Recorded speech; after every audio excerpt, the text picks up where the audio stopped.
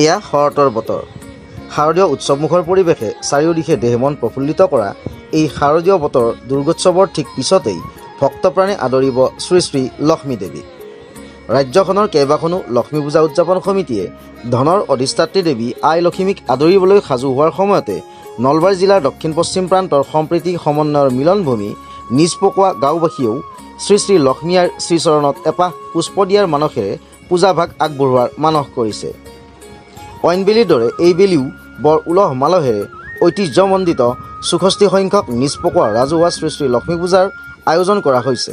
বৰ্ণাঢ্য কাৰ্যক্ৰমণিকাৰে আয়োজন কৰিবলৈ লোৱা ৬৪ সংখ্যক নিজপকোৱা ৰাজহুৱা শ্ৰী শ্ৰী লক্ষ্মী পূজা মহোৎসৱত প্ৰতিদিনে মাংগলিক পূজা অৰ্চনাৰ সমান্তৰালকৈ ব্যাপক প্ৰস্তুতিৰে আয়তীৰ নাম, ওজাপালি, নাগাৰ নাম, সাংস্কৃতিক সন্ধিয়াৰ লগতে বিনামূলীয়া স্বাস্থ্য শিবিৰ আৰু কুইজ প্ৰতিযোগিতা আদিও অনুষ্ঠিত কৰা হ'ব বুলি উদযাপন সমিতিয়ে জনাইছে।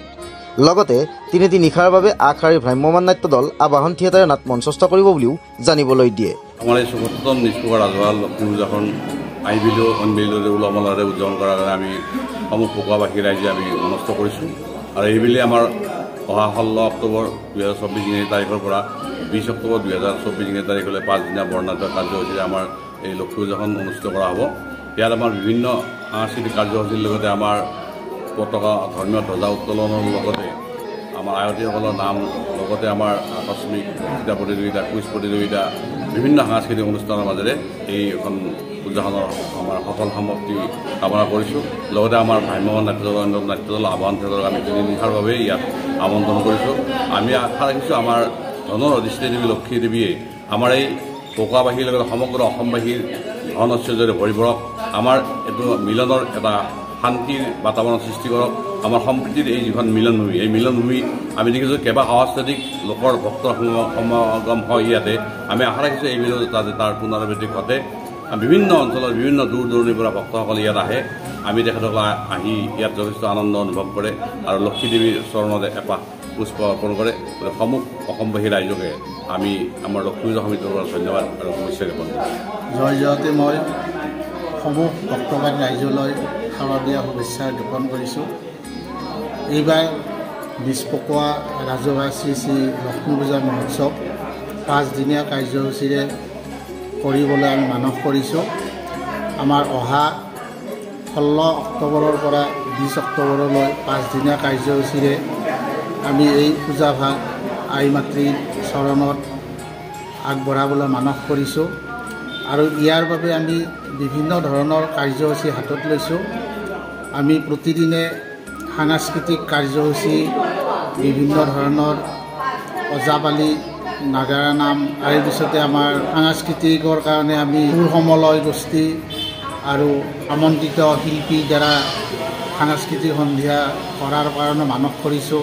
তাৰ লগে লগে প্ৰতিদিনে আমাৰ আই মাতৃৰ ভক্তি কুসুমজলি আমি দিয়াৰ বাবে আমি বিভিন্ন ধৰণৰ সান্ধ্য পূজাভাগৰ ব্যৱস্থা কৰিছোঁ। আৰু এই পূজাভাগৰ জৰিয়তে আমি সমূহ ৰাইজৰ ভক্তবানৰ শান্তিৰ বাবে আমি এই পূজাভাগ আগবাঢ়িছোঁ। আৰু এই পূজাভাগত আমাৰ ইয়াত অগণন ভক্তবান ৰাইজ আহি আমাক সহযোগ কৰে, আই মাতৃৰ চৰণত সেৱা জনাই আশীৰ্বাদ লয়। আৰু এই আশীৰ্বাদ লোৱাৰ বাবে আমি এই অঞ্চলৰ বাসীৰ লগতে নলবাৰী ৰাইজেও ইয়াত আহি আমাক সহযোগ কৰে। আৰু সকলোৰে সহযোগত আমি ৬৪ বছৰে এই পূজাভাগ ভালদৰে উদযাপন কৰিবলৈ আমি সক্ষম হৈ আহিছোঁ। তাৰ লগে লগে আমি এই পূজাভাগত বিভিন্ন ধৰণৰ ৰাইজৰ সহায় সহযোগিতাও আমি পাওঁ। আৰু ৰাইজৰ সহায় সহযোগিতাত তেওঁলোকৰ দান বৰঙণিৰে আমি এই পূজাভাগ কৰি আমি আহিছোঁ। লগতে এইবাৰো আমি আশা ৰাখিছোঁ সমূহ ভক্তবান ৰাইজে আহি আমাৰ এই পূজাভাগত অংশগ্ৰহণ কৰিব। আৰু তেখেতসকলৰ এই যি সহযোগতে আমাৰ এই নিজপকোৱা ৰাজহুৱা শ্ৰী শ্ৰী লক্ষ্মী মন্দিৰ স্থলী যাতে অগণন ভক্তৰ ভৰিৰ পদধূলিৰে আমি এক তীৰ্থভূমিলৈ ৰূপান্তৰ কৰিব পাৰোঁ, তাৰ এটা মনাস ৰাখিছোঁ।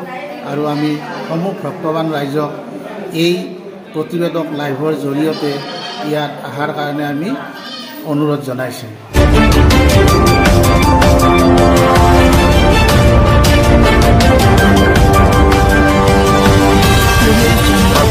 লাইভ পোহৰৰ দিশে এখোজ।